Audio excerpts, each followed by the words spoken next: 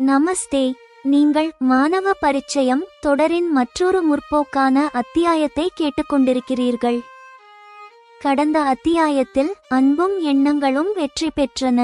நாசிர் மற்றும் சபாவின் முதல் இரவுக்கு பிறகு அவர்களின் வாழ்க்கையில் ஒரு புதிய விடியல் பிறந்துள்ளது. நாசிரின் தாய் இப்போது ஷனாயாவை பராமரிப்பதில் மும்முரமாக இருக்கிறார். வீட்டில் மகிழ்ச்சியும் செழிப்பும் திரும்பியுள்ளது. கல்வி பாதை. சபாவின் படிப்பிற்காக நாசிர் வீட்டில் பணியாளர்களை நியமித்தார் மற்றும் பயிற்சிகளுக்கு ஏற்பாடு செய்தார். சபா புர்கா அணிந்து பயிற்சிக்கு செல்லத் தொடங்கிய போது நாசிர் அன்புடன் அதிகாரத்துடன் கூறினார், சபா, இனிமேல் உன் மீது புர்கா கட்டுப்பாடு இருக்காது. சபா இந்த நவீன மாற்றத்தை மனதார வரவேற்றார். சபாவின் சமூக வேதனை. எல்லாம் நன்றாக இருந்தது. ஆனால் நாசிர் மீது இருந்த ஃபத்வா காரணமாக அக்கம் பக்கத்தினரின் அலட்சியமும் புறக்கணிப்பும் சபாவை வருத்தப்பட வைத்தன. நாசிரின் தீர்வு. சபாவின் வருத்தத்தை கண்ட நாசிர் அவருக்கு விவேகத்தை போதித்தார். அவர் கூறினார், இந்த மிச்ச நேரத்தையும் சக்தியையும் என்னை நேசிப்பதற்கும் உனது நுழைவுத் தேர்விற்காக அதிகபட்சமாக படிப்பதற்கும் பயன்படுத்திக்கொள். சிறை தந்த பாடம். நாசிர் தனது டைரியின் ஒரு பக்கத்தை சபாவை வாசிக்க கொடுத்தார். அதில் ஆழமான சிந்தனை இருந்தது. இறைவன் மனிதனுக்கு பொறுமை மற்றும் விவேகம் என்ற 2 அரிய பண்புகளை வழங்கியுள்ளார். நீதியின் மூலம் கிடைத்த மருந்தும் ஆறுதல் சிறையில் இருந்த பொறுமையும் தனது மிருகத்தனமான ஆளுமையை அழித்துவிட்டதாக நாசிர் விளக்கினார். சபாவின் வெற்றியும் 2 சுபச் செய்திகளும். இந்த தத்துவ உத்வேகத்துடன் சபா தனது சாதனைகளால் அக்கம் பக்கத்தினரை ஆச்சரியப்படுத்த வேண்டும் என்று உறுதி பூண்டார். பொறியியல் படிப்பு சேர்க்கை. 5 மாத கடின உழைப்பிற்கு பிறகு பொறியியல் நுழைவுத் தேர்வில் சபா எதிர்பாராத வெற்றியை பெற்று தேசிய தொழில்நுட்ப கழகத்தில் நெட் இடம் பிடித்தார். நாசிரின் பரிசு. வெற்றி பெற்ற இரவில் நாசிர் ஐஸ்கிரீமுடன் மேலும் 2 சுபச் செய்திகளை கொண்டு வந்தார். இம்ரானின் திருமணம் உறுதியானது மற்றும் நாசிர் ஒரு நல்ல சமூகத்தில் ஃபிளாட் வீடு வாங்க தீர்மானித்தார். அங்கு குறுகிய எண்ணம் கொண்ட அக்கம் பக்கத்தினர் இருக்க மாட்டார்கள். நாசிரின் சுய பகுப்பாய்வு. மகிழ்ச்சி நிறைந்த படுக்கையறையில் சபா நாசிரிடம் ஒரு ஆழமான கருத்தை கூறினார். உங்கள் முதல் மனைவி ஃபிர்தௌஸ் துரதிர்ஷ்டசாலி. உங்களை போன்ற இவ்வளவு பண்பான கணவரை பெற்றும் இழந்திருக்கிறார். அபூர்வமான ஒப்புதல். நாசிர் அமைதியாக இப்படி கூறினார், சபா, உண்மையை சொன்னால் இது ஃபிர்தௌஸின் துரதிர்ஷ்டம் அல்ல, அவரை பெற்றும் இழந்த எனது துரதிர்ஷ்டம். ஃபிர்தௌஸ் தனக்கு தவறுகள் செய்வதற்கு முன் கிடைத்தார் என்றும் சபா தனக்கு தவறுகளை திருத்திக் கொண்ட பிறகு கிடைத்தார் என்றும் நாசிர் விளக்கினார். விவேகத்தின் சுருக்கம். ஒவ்வொரு மனிதனுக்கும் நல்லவனாக மாறும் ஆற்றல் உண்டு. யார் தங்களது தவறான நம்பிக்கைகள் மற்றும் மூடநம்பிக்கைகளிலிருந்து தங்களை விடுவித்துக் கொள்ள முயற்சி செய்கிறார்களோ அவர்கள் நல்ல மனிதர்களாக மாறுகிறார்கள். கதையின் ஆரம்பம். நாசிரின் இதய எண்ணங்களை கேட்டு சபா முகிழ்ந்தார். அவர் கூறினார், இந்த இரவு நான் தூங்கும் வரை உங்கள் வாழ்க்கை வரலாற்றை இப்படியே கூறிக்கொண்டே இருங்கள். கேளுங்கள். நாசிர் தனது வாழ்க்கை வரலாற்றை ஒரு கதையாக எப்படி கூறத் தொடங்குகிறார். அந்த கதை அவரை ஒரு பழமைவாத மிருகத்திலிருந்து முற்போக்கு மனிதனாக எப்படி மாற்றியது. மாணவ பரிச்சயம் தொடரில் நீங்கள் கேட்பீர்கள். அத்தியாயம் 18. விவேக விழிப்புணர்வு மற்றும் நவவாழ்வு சங்கல்பம். நாசிர் மற்றும் சபா கண்கள் விழித்தபோது அவர்களின் வாழ்க்கையில் புதிய விடியல் பிறந்திருந்தது. அமி அதற்குள் காலை உணவையும் தேநீரையும் தயார் செய்திருந்தார். அன்றாட பணிகளுக்கு பிறகு சபா மற்றும் நாசிர் மேசைக்கு வந்தபோது அவர்களை மகிழ்ச்சியாக கண்டு அமி மிகவும் நெகிழ்ந்தார். கடந்த காலம் ஒரு துயர கனவாக கடந்துவிட்டதாக அவருக்கு நிம்மதி ஏற்பட்டது. இன்று நாசிரின் தந்தை உயிரோடு இருந்திருந்தால் இந்த பிள்ளைகளை மகிழ்ச்சியாகக் கண்டு இன்னும் 40 ஆண்டுகள் வாழ வேண்டும் என்று விரும்புவார் என்று அவர் நினைத்தார். உடனடியாக நாசிர் ஒரு சமையல்காரரை நியமித்தார். வீட்டில் அனைத்து வசதிகளும் செய்யப்பட்டன. இப்போது அமி ஷனாயாவுடனும் வீட்டு பணிகளை கவனிப்பதிலும் பிஸியாக இருந்தார். நாசிரின் தந்தை மறைவுக்கு பிறகு அமியின் வாழ்க்கையில் ஏற்பட்ட வெற்றிடத்தை ஷனாயாவின் வரவு பூர்த்தி செய்தது. சபாவை படிப்பதற்கும் நாசிருடன் நேரம் செலவிடுவதற்கும் அவர் முழு சுதந்திரம் கொடுத்தார். சுருக்கமாகச் சொன்னால், பரஸ்பர புரிதலுடன் இந்த வீட்டில் மீண்டும் அந்த மகிழ்ச்சியும் செழிப்பும் திரும்பின. இவை நாசிர் ஃபிர்தௌஸை விவாகரத்து செய்தபோது பிரிந்து சென்றவை. சபாவிற்கு படிப்பு பழக்கம் தப்பிவிட்டதால் புத்தகங்கள் வாசிப்பது சற்று கடினமாக தெரிந்தது. இதை கவனித்து நாசிர் சபாவிற்கு பயிற்சி வகுப்புகளுக்கு ஏற்பாடு செய்தார். சபாவைச் சேர்க்கவும் அழைத்து வரவும் நாசிர் அல்லது இம்ரான் நேரடியாகச் செல்ல வேண்டும் என்று தீர்மானித்தனர். முதல் நாள் நாசிருடன் பயிற்சிக்குச் செல்லும் போது சபா புர்கா அணிந்தார். நாசிர் அதை பார்த்து புர்காவை நீக்குமாறு சைகை செய்து இப்படி கூறினார். சபா, இனிமேல் உன் மீது புர்கா கட்டுப்பாடு இருக்காது. நாசிர் வாயால் அந்த வார்த்தையை கேட்டது சபாவிற்கு மிகுந்த மகிழ்ச்சியை அளித்தது. அவர் நாசிரிடம் சரி, நன்றி என்றார். அப்படி சபாவின் படிப்பும் பயிற்சியும் தொடங்கின. புதிய வீட்டில் எல்லாம் சாதகமாக இருந்தாலும் சபாவிற்கு ஒரு விஷயம் அவ்வப்போது வருத்தம் அளித்துக் கொண்டே இருந்தது. நாசிர் சமூக புறக்கணிப்பிற்கு உள்ளானதால் அக்கம் பக்கத்தினரின் அலட்சியமும் புறக்கணிப்பும் அவரை வருத்தப்பட வைத்தன. அவ்வப்போது இதனால் விசனமாக தெரிந்த சபாவை நாசிர் தனது கூர்மையான பார்வையால் கவனித்தார். ஒருநாள் சபா அப்படி வருத்தமாக இருப்பதை பார்த்து நாசிர் கேட்டார், என்ன ஆச்சு சபா? என்னை மணந்ததற்காக அவ்வப்போது உனக்கு மகிழ்ச்சியாக தெரியவில்லையா? சபா பதிலளித்தார், அப்படியெல்லாம் ஒன்றுமில்லை.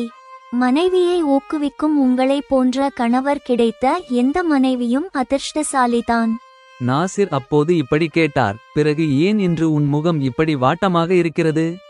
சபா இப்படி கூறினார், இங்கு அக்கம் பக்கத்தினரின் நடத்தை, பேச்சு ஆகியவற்றை பார்க்கும்போது அவ்வப்போது எங்களுக்கு பயமாக இருக்கிறது. எனது தந்தை வீட்டு அருகே அக்கம் பக்கத்தினர் எங்களை எவ்வளவோ நேசிப்பார்கள். அதற்கு மாறாக இங்கு எங்கள் மீது அவ்வளவு வெறுப்பு இருப்பது போல தோன்றுகிறது. அப்போது நாசிர் இப்படி கூறினார், சபா, இங்குள்ள அக்கம் பக்கத்தினரிடம் இந்த மாற்றம் ஏற்பட்டதற்கு என் மீதான ஃபத்வாவே காரணம். இல்லையென்றால் இதற்கு முன்பு என் தாய் தந்தையரின் நட்புணர்வால் இவர்கள் அனைவரும் எங்களிடம் மிகுந்த அன்புடன் இருந்தனர். சபா அப்போது இப்படி கேட்டார், பிறகு அவர்களின் இந்த அலட்சியத்தை போக்க வழி ஏதும் இல்லையா? நாசிர் பதிலளித்தார், சபா, உன் பார்வையை சற்றே மாற்றிப்பார். அனைவரையும் வருத்தப்பட வைக்கும் அதே சூழலில் நமக்கு சில கூடுதல் வாய்ப்புகள் உள்ளன. இங்குள்ள சூழ்நிலையில் வாய்ப்புகளை அடையாளம் கண்டு நேரத்தை சரியாக பயன்படுத்தினால் உனது திறமையை மேம்படுத்திக் கொள்ளலாம். உனது வாழ்க்கையில் பெரிய சாதனைகளை படைக்கலாம். இதற்கு சபா இப்படி கேட்டார், நீங்கள் சொல்வது நன்றாக இருக்கிறது. ஆனால் இந்த சூழலில் நான் என்னை எப்படி தகவமைத்துக் கொள்ள வேண்டும்? நாசிர் இதற்கு சாமர்த்தியமாக பதிலளித்தார், இங்கு உன்னுடன் பழகுவதற்கோ பேசுவதற்கோ யாரும் இல்லை. இதனால் உனது விலையுயர்ந்த நேரமும் சக்தியும் மிச்சமாகின்றன. இந்த மிச்ச நேரத்தையும் சக்தியையும் என்னை நேசிப்பதற்கும் உனது நுழைவுத் தேர்விற்காக அதிகபட்சமாக படிப்பதற்கும் பயன்படுத்திக்கொள். அந்த வார்த்தைகளுக்கு வெட்கப்பட்டு சபா தனது முகத்தை நாசிரின் மார்பில் புதைத்துக் கொண்டார். அப்போது நாசிர் அவரை இறுக்கமாக அணைத்துக் கொண்டு இப்படி கூறினார், வாவ் சபா, எவ்வளவு புத்திசாலி நீ! முதல் கணத்திலிருந்தே எனது ஆலோசனையை செயல்படுத்த தொடங்கிவிட்டாய். நாசிரின் நகைச்சுவைக்கு சபா சிரித்துவிட்டார். அப்படி சபாவின் வருத்தம் நீங்கியது. அப்போது நாசிர் இப்படி கூறினார், சபா, நான் 3 ஆண்டு சிறை தண்டனை அனுபவித்தேன். சிறை என்ற நினைப்பே யாரையும் நடுங்க வைக்கும். ஆனால் இக்கட்டான சூழ்நிலைகளில் அங்கு நான் ஒரு விஷயம் கற்றுக்கொண்டேன். நாம் கஷ்ட காலத்தை சரியாக எதிர்கொண்டால் அது நமது வாழ்க்கை நோக்கு நிலைக்கு சரியான திசையை காட்டும் பாடத்தை கற்பிக்கும். நான் இப்போது பணிமனைக்கு ஒர்க் ஷாப் செல்கிறேன். நீ படிக்கும்போது சோர்வாக உணர்ந்தால் எனது டைரியின் இந்த பக்கத்தை சற்று வாசி என்று கூறி நாசிர் ஒரு டைரியை சபாவிடம் கொடுத்தார்.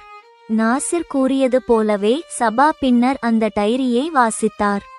அன்று சபா தொடர்ந்து 3 மணி நேரம் படித்துக் கொண்டிருந்த பிறகு டைரியின் அந்த பக்கத்தை திறந்தார். அதில் நாசிரின் கையெழுத்தில் இவ்வாறு எழுதப்பட்டிருந்தது, இறைவன் மனிதனுக்கு பொறுமை மற்றும் விவேகம் என்ற 2 அரிய பண்புகளை வழங்கியுள்ளார். இவற்றை பயன்படுத்தி எந்த மனிதனும் தனது வாழ்க்கையில் நடந்த எவ்வளவு பெரிய தவறையும் திருத்திக் கொள்ளலாம் அல்லது எவ்வளவு பெரிய இழப்பையும் தாங்கிக் கொண்டு மற்றவர்களை விட பெரிய சாதனைகளை படைக்கலாம். ஆனால் துரதிர்ஷ்டவசமாக பலர் இந்த பண்புகளை பயன்படுத்துவதில்லை. குறிப்பாக இன்றைய சூழ்நிலையில் ஒரு மனிதன் பொறுமை மற்றும் விவேகத்தை காட்டுவது மிகவும் அரிதாகிவிட்டது. இன்று மனிதர்களிடையே போட்டித்தன்மை அதிகரித்துவிட்டது.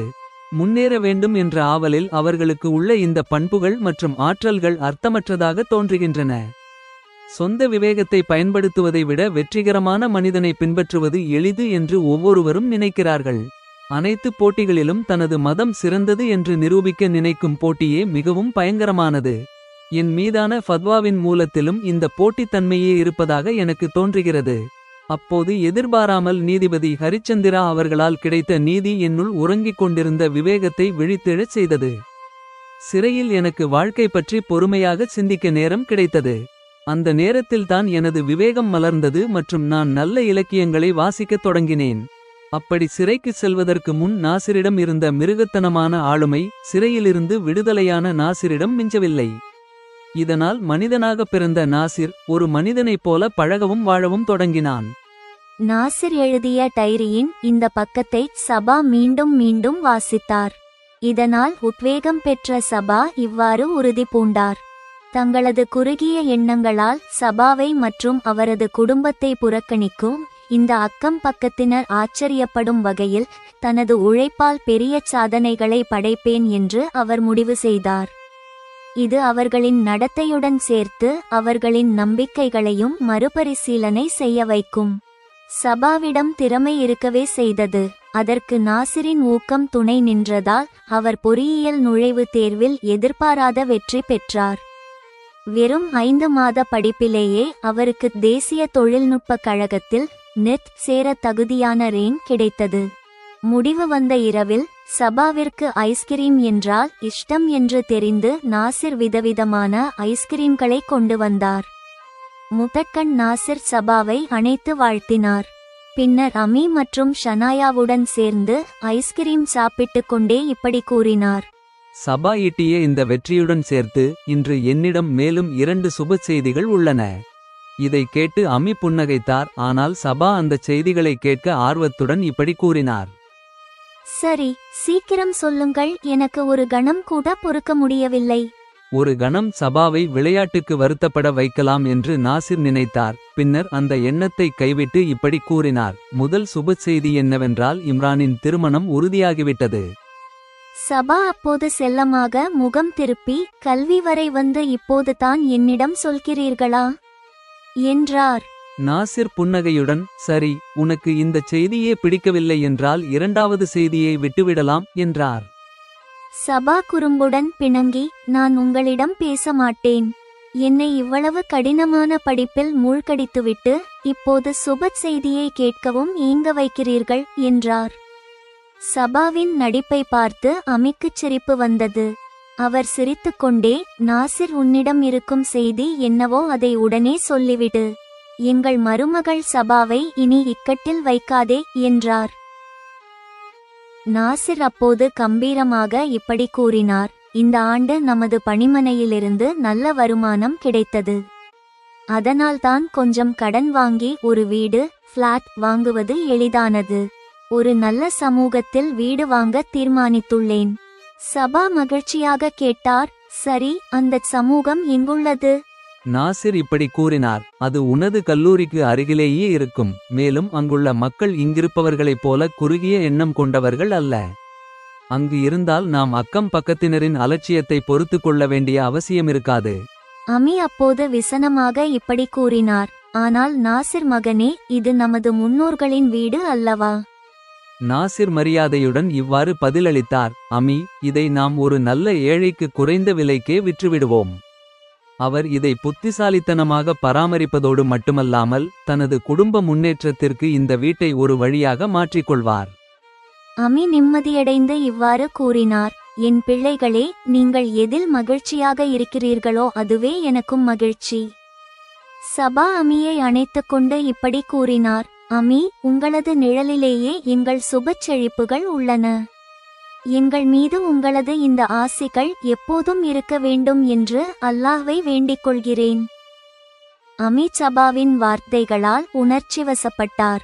அன்று இரவு உணவிற்கு பிறகு நாசிர் மற்றும் சபா படுக்கையறையில் மிகுந்த மகிழ்ச்சியாக இருந்தனர். அப்போது சபா நாசிரிடம் இப்படி கூறினார்: சரி, நீங்கள் ஏதும் நினைக்க மாட்டீர்கள் என்றால் நான் ஒரு வார்த்தை சொல்லவா? நாசிர் அது கேட்டு ஆச்சரியப்பட்டார். சபா என்ன சொல்வார்? அது தனக்கு வருத்தத்தை அளிக்குமா என்று யோசித்தார். தனது உணர்வுகளை மறைத்துக்கொண்டு வெளியே இப்படி கூறினார்: சபா, அமிக்கு பிறகு இந்த உலகத்தில் என்னை அதிகம் நேசிப்பது நீயே என்று எனக்கு தெரியும். எனவே நீ எது கூறினாலும் எனக்கு வருத்தம் ஏற்படாது. உன் மனதிலுள்ளதை எவ்வித தயக்கமும் இன்றி சொல்லிவிடு. அப்போது சபா இப்படி கூறினார்: உங்கள் முதல் மனைவி ஃபிர்தௌஸ் துரதிர்ஷ்டசாலி. உங்களை போன்ற இவ்வளவு பண்பான கணவரை பெற்றும் இழந்திருக்கிறார். நாசிர் அதை கேட்டு அமைதியடைந்தார். சிறிது நேரம் யோசித்து இப்படி கூறினார்: சபா, உண்மையை சொன்னால் இது ஃபிர்தௌஸின் துரதிர்ஷ்டம் அல்ல, அவரை பெற்றும் இழந்த எனது துரதிர்ஷ்டம். ஃபிர்தௌஸை இழந்த பிறகுதான் அவருக்கு என் இதயத்தில் கிடைக்க வேண்டிய மரியாதைக்குரிய இடத்தை கொடுத்தேன். சபா அதை கேட்டு ஆச்சரியமாக, அதாவது நான் மனைவியாக உங்களுக்கு சரியான ஜோடி இல்லை என்று உங்கள் கருத்தா என்று கேட்டார். நாசிர் இப்படி கூறினார்: சபா, என் வார்த்தைகளுக்கு தவறான அர்த்தம் எடுத்துக்கொள்ளாதே. நீ சந்தேகத்திற்கு இடமின்றி எனக்கு சரியான ஜோடிதான். ஆனால் நீ எனக்கு தவறுகளை திருத்திக் கொண்ட பிறகு கிடைத்தாய். ஆனால் ஃபிர்தௌஸ் எனக்கு தவறுகள் செய்வதற்கு முன்னரே அல்லாஹ் வழங்கிய வரமாக கிடைத்தார். துரதிர்ஷ்டவசமாக அந்த நேரத்தில் ஃபிர்தௌஸ் போன்ற ஒரு நல்ல மனைவிக்கு தகுதியான கணவராக என்னை நிரூபித்துக் கொள்ளும் விவேகம் என்னிடம் இல்லை. உண்மையில் ஃபிர்தௌஸிற்கு இன்று அவரது கணவராக இருக்கும் அந்த பண்பாளரே சரியான ஜோடி. சபாவிற்கு அப்போது ஃபிர்தௌஸ் மீது பொறாமை ஏற்பட்டது. அதை வெளியே காட்டாமல், ஃபிர்தௌஸ் அவ்வளவு நல்லவரா? அவர் இல்லாத போதும் நீங்கள் அவரை இவ்வளவு மரியாதையாக நினைவு கூர்கிறீர்கள் என்றார். நாசிர் இப்படி கூறினார்: ஆமாம் சபா, உனக்கு கிடைத்த நாசிர் சிறையில் மாறிய பிறகு பிறந்த புதிய நாசிர். ஆனால் ஃபிர்தௌஸ் எதிர்கொண்ட நாசிர் ஒரு பழமைவாதி, கர்வமிக்கவர் மற்றும் பிடிவாதக்காரர். ஃபிர்தௌஸ் கிடைப்பதும் அவரை இழப்பதும் நடக்காமல் போயிருந்தால் நாசிர் ஒருபோதும் மனிதனாக மாறியிருக்க மாட்டார். ஒவ்வொரு மனிதனுக்கும் நல்லவனாக மாறும் ஆற்றல் உண்டு. யார் தங்களது தவறான நம்பிக்கைகள் மற்றும் மூடநம்பிக்கைகளிலிருந்து தங்களை விடுவித்துக் கொள்ள முயற்சி செய்கிறார்களோ அவர்கள் நல்ல மனிதர்களாக மாறுகிறார்கள். அவ்வாறு செய்யாதவர்கள் வாழ்நாள் முழுவதும் அடிகளை வாங்கிக் கொண்டே இருப்பார்கள். இறுதியில் அந்த அடிகள் படுவது கூட அவர்களுக்கு பழகிப் போய்விடும். சபா நாசிர் வார்த்தைகளில் முகிழ்ந்தார். அவர் இப்படி கூறினார்: சரி, உங்கள் மனதில் உள்ள இந்த எண்ணங்கள் உடல் ரீதியான சுகத்தை விட அதிகமாக எனக்கு மகிழ்ச்சியை தருகின்றன. இந்த இரவு நான் தூங்கும் வரை உங்கள் வாழ்க்கை வரலாற்றை இப்படியே கூறிக்கொண்டே இருங்கள். நாசிர் தண்ணீர் குடித்துவிட்டு சபாவிற்கு எதை கூறுவது சரியானது என்று யோசித்தார். அதற்குள் சபா குளியலறையிலிருந்து வந்து போர்வை போர்த்தி கொண்டு படுத்துக்கொண்டார். அப்போது நாசிர் விளக்கை அணைத்து சபாவுடன் படுத்துக்கொண்டார். நாசிர் தனது வாழ்க்கை வரலாற்றை ஒரு கதையைப் போல சபாவிடம் கூறத் தொடங்கினார். இப்போது மாணவ பரிச்சயம் அத்தியாயம் குறித்த ஜெமினி இன் வினேசனம் மற்றும் மதிப்பாய்வை கேளுங்கள். துணைத்தலைப்பு: விவேக விழிப்புணர்வு மற்றும் நவவாழ்வு சங்கல்பம். இந்த அத்தியாயம் நாசிர் மற்றும் சபாவின் பிணைப்பில் ஒரு நிலைத்தன்மையையும் அறிவுசார் ஆழத்தையும் கொண்டு வருகிறது. சிறை பயணத்திலிருந்து நாசிர் பெற்ற வாழ்க்கை தரிசனம் சபாவின் எதிர்காலத்தை தீட்டியுள்ளது. சமூக கட்டுப்பாடுகளை தாண்டி தனிப்பட்ட வளர்ச்சி பெற்ற வெற்றியாக இந்த அத்தியாயம் உள்ளது. 1. விசனத்திலிருந்து விடுதலை மற்றும் நவவாழ்வு தரிசனம். சமூக புறக்கணிப்புச் சவால். சபாவின் விசனத்திற்கு காரணம் அக்கம் பக்கத்தினரின் அலட்சியம் மற்றும் சமூக புறக்கணிப்பு வேதனை. நாசிர் நேர்மறை வழிகாட்டுதல். சபாவின் விசனத்தை நாசிர் நேர்மறை சக்தியாக மாற்றுகிறார். தனிமையால் மிச்சமான நேரத்தை படிப்பிற்கும் அன்பிற்கும் ஒதுக்க வேண்டும் என்று அவர் வாதிடுகிறார். எதிர்மறையான சூழல்களை வாய்ப்புகளாக மாற்றிக்கொள்ளும் பாடத்தை அவர் கற்பிக்கிறார். தைரி பக்கம். நாசிரின் நட்பண்பு மாற்றத்திற்கு இதுவே முக்கிய கேந்திரம். பொறுமை மற்றும் விவேகம் மனிதனுக்கு உள்ள சிறந்த பண்புகள் என்றும் அவற்றின் மூலம் எவ்வளவு பெரிய தவறையும் திருத்திக் கொள்ளலாம் என்றும் இது கூறுகிறது. 2. சபா வெற்றியும் சமூகத்திற்குச் சவாலும். சபா சங்கல்பம். நாசிர் டைரியை வாசித்த பிறகு சபா போராட்ட வழியை தேர்ந்தெடுத்தார். தனது வெற்றிகளின் மூலம் குறுகிய எண்ணம் கொண்ட அக்கம் பக்கத்தினரை ஆச்சரியப்படுத்த வேண்டுமென்றும் அவர்களை புனராலோசனையில் ஆழ்த்த வேண்டுமென்றும் அவர் உறுதி பூண்டார். பொறியியல் படிப்புச் சேர்க்கையில் வெற்றி. நாசிரின் ஊக்கம் மற்றும் சபாவின் திறமைக்குச் சான்றாக அவருக்கு நெற்றியில் இடம் கிடைத்தது கல்வி மற்றும் ஞானத்தின் வலிமையை பறைசாற்றுகிறது. பயணம் அல்ல பிரகதி. புதிய சமூகத்தில் வீடு வாங்க வேண்டும் என்ற நாசிரின் முடிவு சபாவிற்கு ஒரு அமைதியான மற்றும் சாதகமான சூழலை கொடுக்க வேண்டும் என்ற அவரது ஆசையை காட்டுகிறது. 3. ஃபிர்தௌஸ் விஷயத்தில் ஆத்ம விசாரணை. ஃபிர்தௌஸ் மீதான மரியாதை. ஃபிர்தௌஸ் துரதிர்ஷ்டசாலி என்ற சபாவின் வார்த்தைகளுக்கு நாசிர் நேர்மையாக பதிலளித்தார். அவரை இழந்தது தனது துரதிர்ஷ்டமென்றும் அக்காலத்தில் தான் நல்ல கணவராக இருக்கும் விவேகம் இல்லாதவன் என்றும் ஒத்துக்கொண்டார். அவரை இறைவனின் வரமாக வருணித்தார். பண்படுத்தப்பட்ட மனிதன். ஃபிர்தௌஸை இழந்தது நடக்காமல் போயிருந்தால் நாசிர் பிப்பதிக்கு மனிதனாக மாறியிருக்க மாட்டார் என்ற வார்த்தை அவரது பச்சத்தாபத்தின் ஆழத்தை தெரியப்படுத்துகிறது. அறிவுசார் பிணைப்பு. நாசிர் இதய எண்ணங்கள் உடல் ரீதியான சுகத்தை விட மேன்மையானவை என்ற சபாவின் வார்த்தைகள் இந்த திருமண பந்தத்தின் மேன்மையை பறைசாற்றுகின்றன. இது அவர்களின் பிணைப்பை அன்பு, மரியாதை மற்றும் அறிவுசார் விவாதங்களின் உன்னத நிலைக்கு கொண்டு செல்கிறது. அத்தியாயம் 18 நிறைவுற்றது.